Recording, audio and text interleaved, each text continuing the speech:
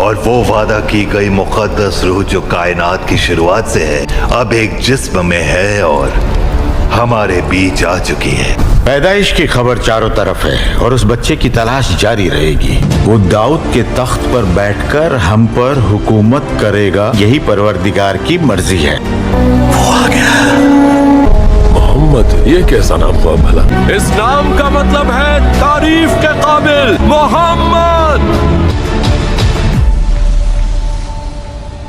लेकिन सिर्फ मोहब्बत और दोस्ती ही बरकरार रहेगी, ठीक तुम्हारे हाथों की खुशबू की तरह जो हमारे मदीने से निकलने के बाद भी यहाँ तक आ रही है।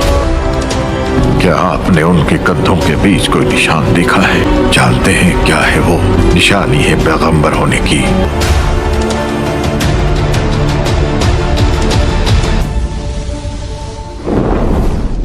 रहमतुल्लिल आलमीन हज़रत मोहम्मद सल्लल्लाहु अलैहि वसल्लम की विलादत मक्का मुकर्रमा में रबीउल अव्वल 571 ईस्वी यानी आमुल फील वाले साल में हुई। इब्ने साद की रिवायत है कि हुजूर की वालिदा ने फरमाया कि जब मोहम्मद सल्लल्लाहु अलैहि वसल्लम की पैदाइश हुई तो मेरे जिस्म से एक नूर निकला जिससे मुल्क शाम के मोहल्लात रोशन हो गए। जिस रात आप इस दुनिया में तशरीफ़ लाए उस रात काबा में रखे तमाम बुत मुंह के बल गिर पड़े और इस तरह के बेशुमार मुआजिज़ात का ज़हूर हुआ जो इस बात की अलामत थी कि इस कायनात का रहबर और हादी इस दुनिया में तशरीफ़ ला चुके हैं। जब हुजूर की पैदाइश की खबर आपके दादा अब्दुल मुतल्लिब को हुई तो आप तशरीफ़ लाए और पोते को गोद में लिया तो आंख भर आए और मरहूम बेटे अब्दुल्लाह की याद आ गई। दरअसल आप सल्लल्लाहु अलैहि वसल्लम की पैदाइश से कबल ही आपके वालिद अब्दुल्लाह वफ़ात पा चुके थे। जनाब अब्दुल मुतल्लिब हुजूर को खाने काबा में ले गए और अल्लाह से हर किस्म के फितना और शर से महफूज रखने की दुआ की। जनाब अब्दुल मुतल्लिब ने आपका नाम मोहम्मद रखा।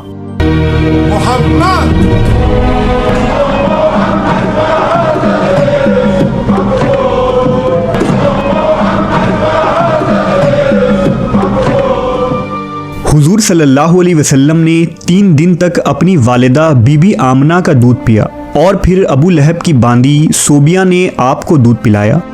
अरबों में रिवाज था कि परवरिश के लिए शेरखार बच्चे को देहात में भेज दिया जाता था ताकि देहात के साफ़ आबो हवा और कुदरती ग़िज़ा के ज़रिया उनकी अच्छी तरह परवरिश हो।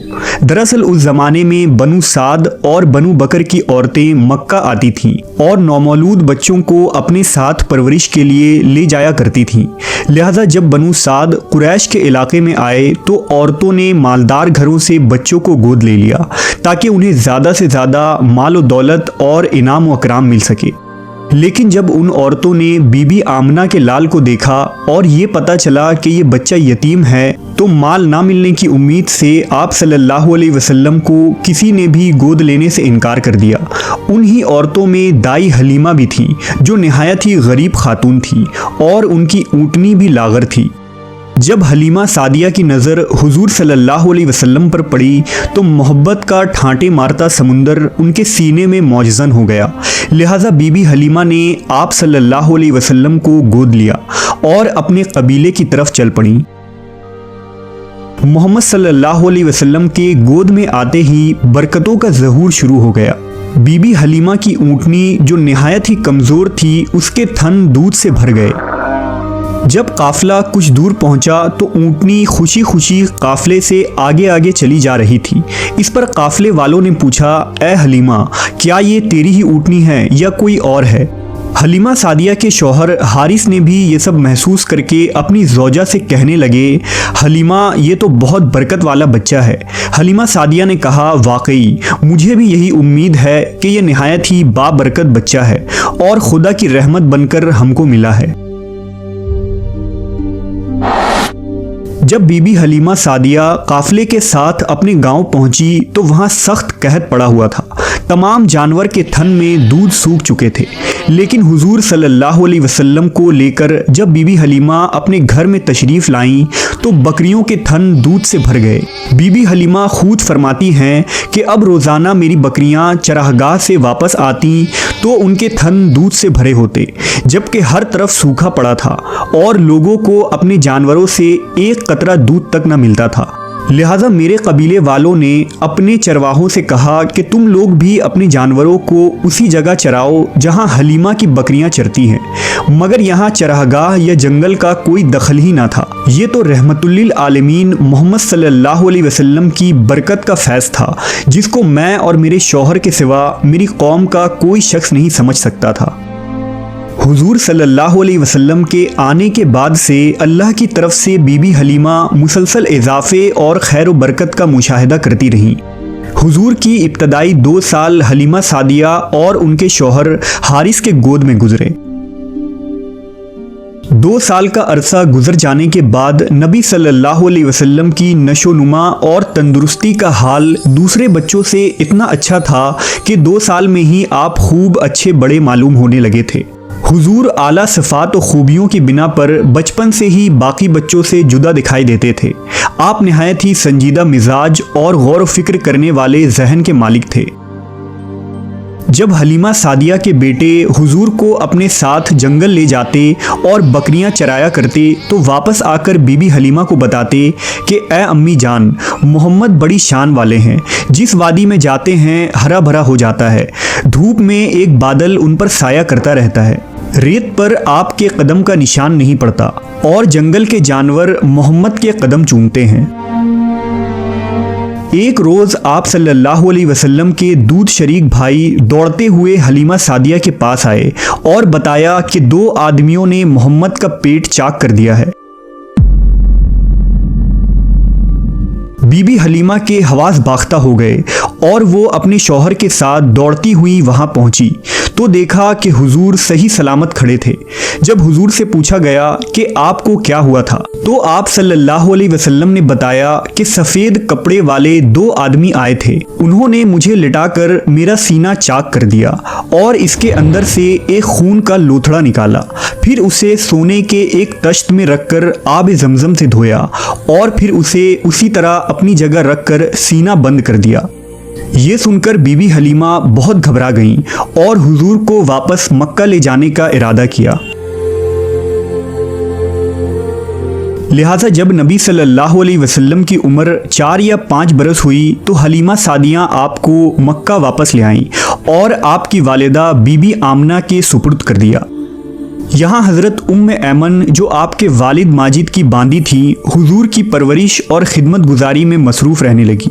उम्मे ऐमन ही हुजूर को खाना खिलाती, कपड़े पहनाती, कपड़े धोती और तमाम ज़रूरियात का ख्याल रखा करती थी। रसूल अल्लाह सल्लल्लाहु अलैहि वसल्लम उम्मे ऐमन की मोहब्बतों और ख़िदमात को हमेशा याद किया करते थे और फरमाया करते थे कि उम्मे ऐमन माँ के बाद मेरी माँ है।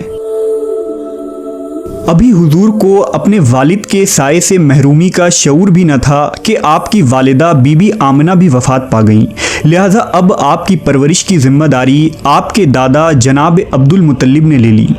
जनाब अब्दुल मुत्तलिब को अपने पोते से निहायत ही मोहब्बत और उल्फत थी। अब्दुल मुत्तलिब अक्सर आपको अपनी गोद में बिठाते और फरमाते, इस बच्चे का मकाम बुलंद है, ये सैयद व सालार होगा। फिर आप सल्लल्लाहु अलैहि वसल्लम को आगोश में लेकर अपने पास बिठाते और मोहब्बत से आपको चूमते। जब हुजूर की उम्र 8 बरस की थी तो एक दिन अपने दादा की चारपाई के पास बैठकर ज़ारो कतार रोने लगे, क्योंकि इस यतीम पोते के सरपरस्त और वाहिद सहारा अब्दुल मुत्तलिब की भी वफ़ात हो गई। जनाब अब्दुल मुत्तलिब ने मौत के वक्त अपने इस 8 साला यतीम पोते को अपने बेटे अबू तालिब के हवाले कर गए।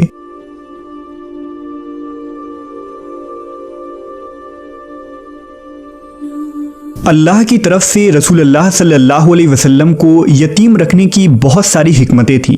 मसलन यतीमी में इंसान खुद को बिल्कुल अकेला महसूस करता है, लिहाजा इस अकेलेपन की वजह से हुजूर ने अल्लाह से ताल्लुक़ जोड़ा। एक यतीम की ज़िंदगी तंगी और परेशानियों से भरी होती है, लिहाजा एक यतीम शख्स तमाम तर मुश्किलात से गुजरता है और उसके अंदर एहसास ज़िम्मेदारी और मुख्तलिफ सलाहियतें पैदा होती है। इन मुश्किलात और तकलीफ़ों की वजह से ही यतीम शख्स दूसरों के मुकाबले में ज़्यादा हसास और रहमदिल हो जाता है।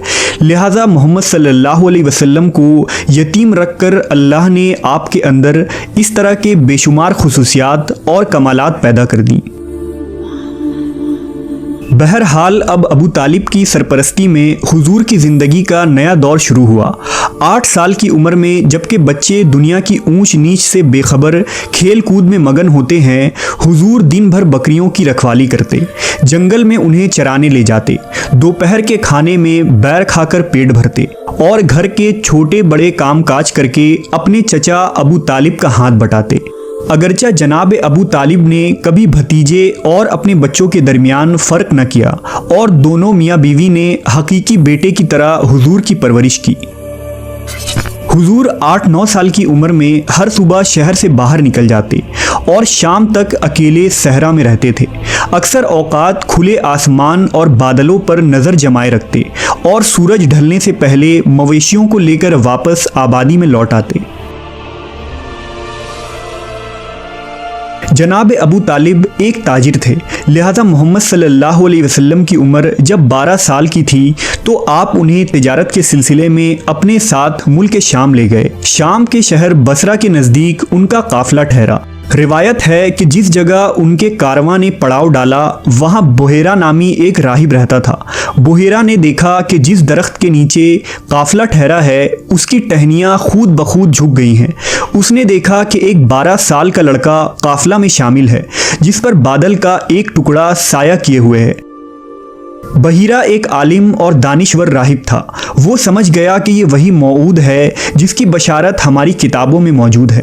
वो जनाब अबू तालिब से मिला और उनको नसीहत की कि अपने भतीजे की पूरी निगरानी करें। ये वही बच्चा है जिसका जिक्र आसमानी किताबों में है। बहीरा ने अबू तालिब से कहा कि उन्हें यहाँ से वापस मक्का भेज दो और शाम न ले जाओ क्योंकि उन्हें यहूदियों से ख़तरा है। लिहाजा जनाब अबू तालिब ने चंद गुलामों समेत हुजूर सल्लल्लाहु अलैहि वसल्लम को मक्का वापस भेज दिया। जनाब अबू तालिब का बयान है कि मैंने कभी भी नहीं देखा कि मोहम्मद ने कभी किसी से कोई झूठ बोला हो या कभी किसी को धोखा दिया हो या कभी किसी को कोई तकलीफ़ दी हो या कभी कोई बेहुदा बात की हो। हुजूर हमेशा खुश अखलाक, नेक अतवार, नरम गुफ्तगू, बुलंद किरदार और आला दर्जा के पारसा और परहेजगार रहे। रसूल पाक बचपन में तमाम बच्चों से मुख्तलिफ तबीयत के मालिक थे। आप में बाकी बच्चों की तरह शरारतें और शौखियाँ न थी, बल्कि आप बचपन ही से इस कायनात के निज़ाम पर गौर व फिक्र किया करते थे।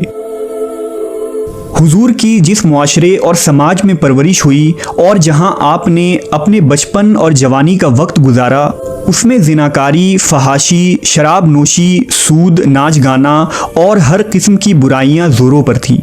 ऐसे मुआशरे में तमाम तर बुराइयों से महफूज रहना और किसी मामूली से मामूली बुरे अमल से अपनी सीरत को दागदार न होने देना, ये एक गैर मामूली बात है।